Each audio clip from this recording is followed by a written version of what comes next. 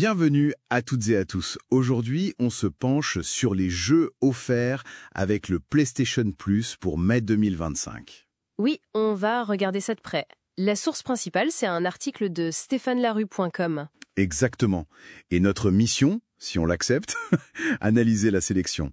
On a Ark, Survival Ascended, Balatro et puis Warhammer 40 000, Bolt Gun. Une sélection assez éclectique ce mois-ci, on dirait. Carrément. Alors commençons par le premier, le gros morceau, Ark Survival Ascended sur PS5. Ah oui, Ark. C'est le remake sous Unreal Engine 5, c'est ça? Tout à fait, refait de A à Z. Pour ceux qui connaissent pas, c'est de la survie mais avec des dinosaures. Beaucoup de dinosaures. Et de l'artisanat, de la construction. Oui, des bases, des tribus, c'est très complet. Et ce remake inclut déjà pas mal de contenu, comme le monde Scorched Earth. C'est un point important, oui. Le contenu de base est déjà solide. Niveau mode de jeu, c'est assez fou. Jusqu'à 70 joueurs en public.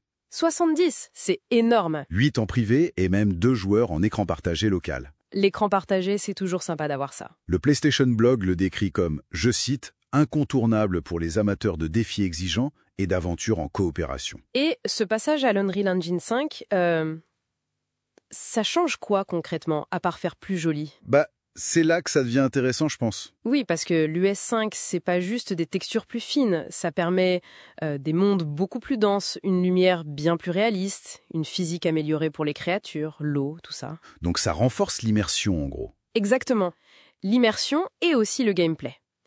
Les interactions avec cet environnement dangereux sont plus crédibles, plus viscérales, ça rend l'aventure coop encore plus prenante. D'accord. C'est un bon exemple de remake qui utilise la technologie pour vraiment améliorer l'expérience. Tout à fait. Et ça montre aussi que le genre survie, il est loin d'être mort, Ouais. Il se renouvelle. C'est clair. Bon, on change complètement de registre avec le deuxième jeu. Ouais, Balatro. Sur PS4 et PS5. Ah, Balatro. Alors là, on est sur un phénomène indé. C'est ça. Un mélange assez surprenant de... Roguelike et de poker. C'est exactement ça. C'est un deck builder, mais basé sur les règles du poker. L'idée, c'est de faire les meilleures mains possibles pour marquer des jetons. Mais avec une touche roguelike, donc chaque partie est différente. Précisément.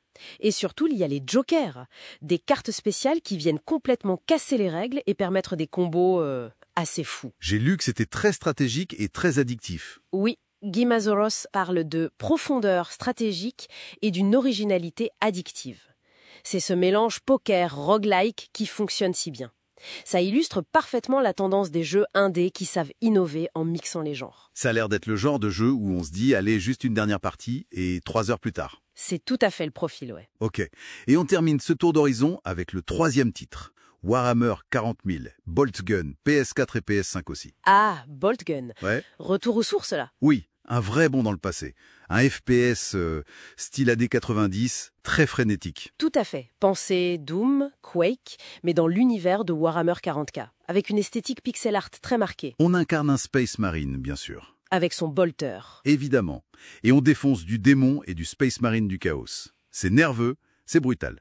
Infinity Aria mentionne justement ce gameplay nerveux et l'ambiance rétro très réussie. C'est ça. C'est idéal pour les fans de l'univers Warhammer, mais aussi pour ceux qui aiment juste les FPS d'action pure et dure, un peu à l'ancienne. Et ça pose la question de l'attrait du rétro dans le jeu moderne. Absolument. Le boomer shooter, comme on dit parfois, a vraiment le vent aux poupes. Et ici, l'utilisation d'une licence aussi forte que Warhammer 40K, ça donne une autre dimension à ce style niche. Ça attire un public plus large. C'est une bonne combinaison alors? Bon, récapitulons rapidement. On a donc Ark pour la survie high-tech, Balatro pour le deck building malin et addictif, et Bolt Gun pour le FPS rétro bourré d'action. Un trio assez varié, oui. Et tout ça, c'est dispo du 6 mai au 2 juin pour les abonnés Essential, Extra et Premium. Important de le rappeler. Et n'oubliez pas non plus de récupérer les jeux d'avril avant le 5 mai. Oui, IGN France le signalait. Robocop, Texas Chainsaw Massacre et Digimon Story, c'est bientôt fini. Faut pas les rater si on les voulait. Alors, qu'est-ce qu'on peut dire de cette sélection de mai globalement? Quelle est la stratégie de Sony d'après vous? Je dirais que la stratégie, c'est clairement la diversité. Ils cherchent à toucher un maximum de joueurs avec des profils différents chaque mois. Un peu pour tout le monde, quoi. C'est ça. On a le gros remake AAA, techniquement impressionnant, la pépite indie qui a fait sensation et le titre rétro sous licence forte. Cet équilibre a fait malin. Pour attirer et fidéliser, j'imagine. Exactement, maintenir l'intérêt de l'abonnement en renouvelant constamment l'offre avec des propositions très différentes.